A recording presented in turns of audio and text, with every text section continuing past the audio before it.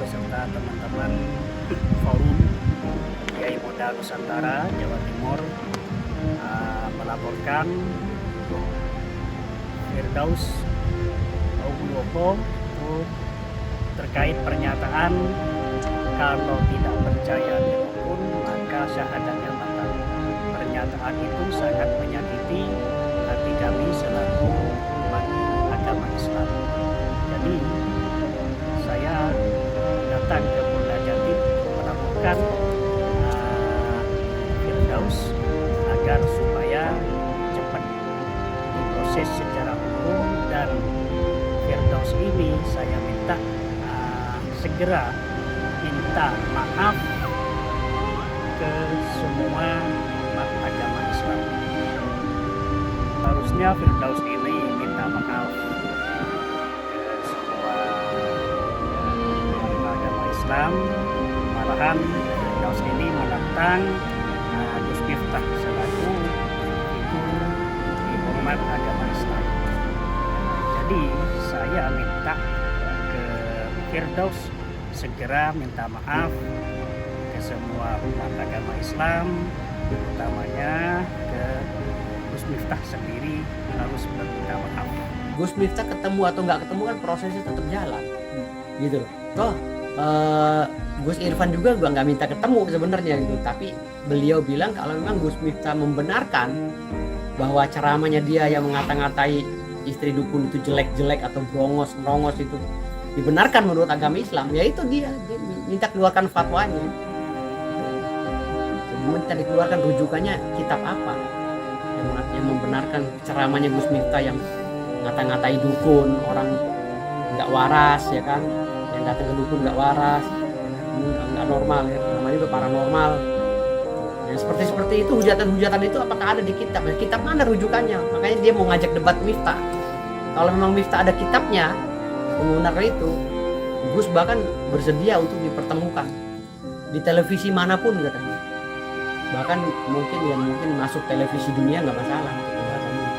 Kalau memang ada di satu kitab, jangankan umat muslim, kitab agama lain pun kalau ada yang mengatakan bahwa membolehkan agama itu mencaci maki ciptaan Allah juga, ciptaan Allah juga. Itu aja sih yang diminta oleh Gus Irfan. Sampai mentok dulu baru bicara damai nanti dulu lah. Ya kan ya, yang melaporkan capek sendiri, cabut sendiri. Kalau gitu juga ngambil pusing. Iya, dia kayaknya capek juga Gus nggak ngambil. Iya, karena kita nggak ngambil respon sama sekali. Untuk apa? Ya kan kita terbiasa dengan dunia media seperti itu kan. Dan kita juga nggak buta hukum banget, kita ngerti hukum. Atta juga ngerti. Gimana Gus? Ya sudah biarin aja tah. Kalau kemudian katakan ada syarat mereka mau nyambut harus kolaborasi ya. Kita kolaborasi dalam hal apa? Tapi ya mungkin dia merasa bahwa ini kurang memberikan edukasi gitu. Makanya dia bertanggung jawab secara moral karena dia pemilik akun, pemilik channel. Ya kalau pertimbangannya itu kan di hak dia kan ya. Saya posting sesuatu di medsos saya, kemudian saya take down, itu kan urusan saya. Kenapa yang lain yang repot gitu. Kira-kira begitu. Uslubiyah kan, malah kita ketawa-ketawa aja.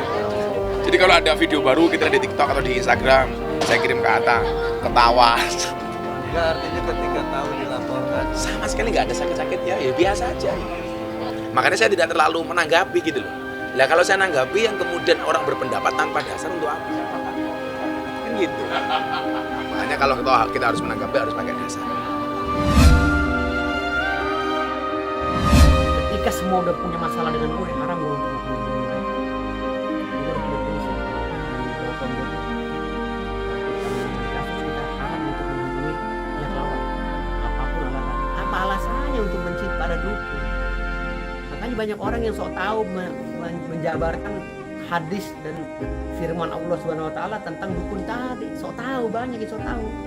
Dukun itu syirik, musyrik. Aduh, apalagi pendakwa-pendakwa yang bacotnya asal ngomong, dia nggak ngerti syirik itu apa sih? Hah? Musyrik itu apa? Musyrik itu menduakan Allah. Syirik juga sama, kaitannya sama sama lain. Menduakan Allah dan mempercayai kekuatan selain Allah.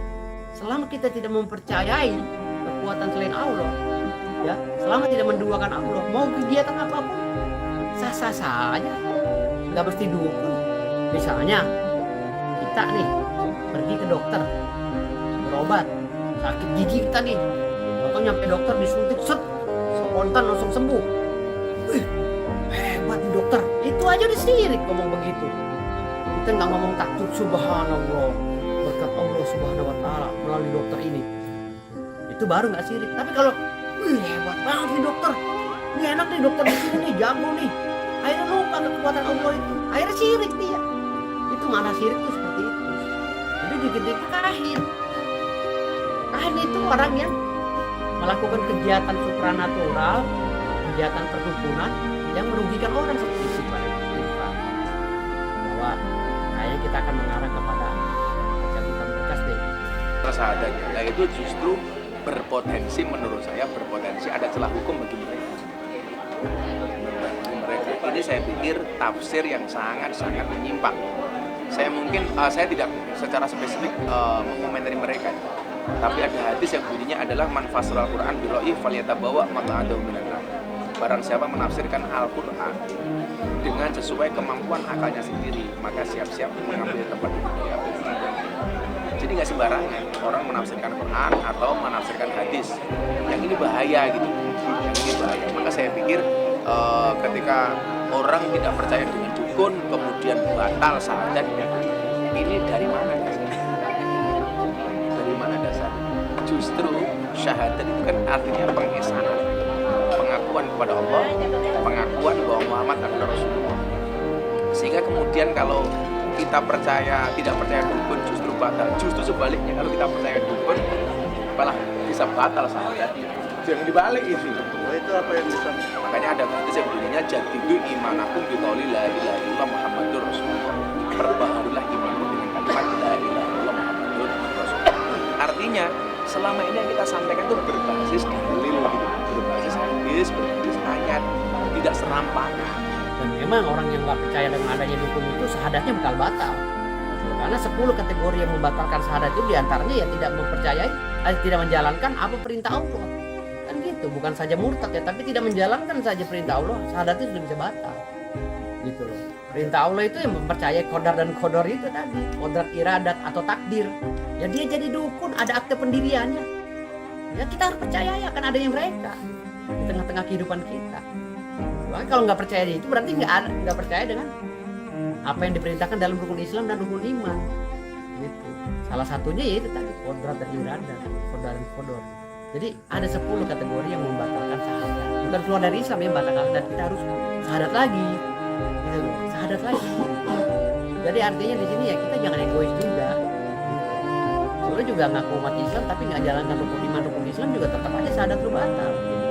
Gitu loh, cari kupasan di kiai mana juga tetap jawabannya begini, batal syahadat. Ini ya adalah edukasi baru dari gue. Jadi orang-orang biar paham bahwa nggak selamanya syahadat kita ini kita nempel di badan kita. Ketika kita nggak menjalankan aja perintah Allah Subhanahu Wa Taala, satu yang hal yang mudah ya, sholat 5 waktu atau apa, batal syahadat, bisa kubur syahadat. Jadi yang dia katakan bahwa batalnya syahadat seseorang ketika dia tidak mempercayai dukun itu adalah suatu pendapat yang keliru menurut saya. Keliru dalam artian yang harus dia ketahui bahwasannya seorang muslim dia diaku sebagai muslim tatkala dia bersyahadat asyhadu an la ilaha illallah wa asyhadu anna Muhammadar Rasulullah. Kemudian tiba-tiba orang tersebut mengklaim bahwasannya dengan dia tidak percaya dukun batal syahadatnya. Kapasitas dia sebagai apa bisa mengklaim seseorang batal syahadat? Karena yang dikatakan batal syahadat berarti orang tersebut bukan lagi Islam. Kalau bukan orang Islam berarti kafir. Artinya apa? Dia sudah menuduh orang lain kafir. Yang mana jelas-jelas bahwasannya dilarang kita ya untuk menuduh orang lain dengan sebutan kafir yang mana belum jelas daripada identitas kekafirannya. Nabi Muhammad SAW mengatakan idza qala rajulun li akhihi ya kafir faqad ba'a biha ahaduhuma. Jikalau seseorang memanggil saudaranya, maksudnya orang muslim dengan sebutan ya kafir, faqad ba'a biha ahaduhuma, maka kafir tersebut akan jatuh di antara salah satu keduanya. Jikalau yang kita tuduhkan itu ternyata bukan kafir, maka otomatis penyematan kafir itu akan jatuh kepada orang yang berbicara. Jadi tidak sembarangan orang bisa berbicara yang ini batal Islamnya, yang ini kafir dan lain sebagainya. Karena semuanya ketakwaan, keimanan seseorang yang mengetahui hanya siapa? Hanya Allah Subhanahu wa taala.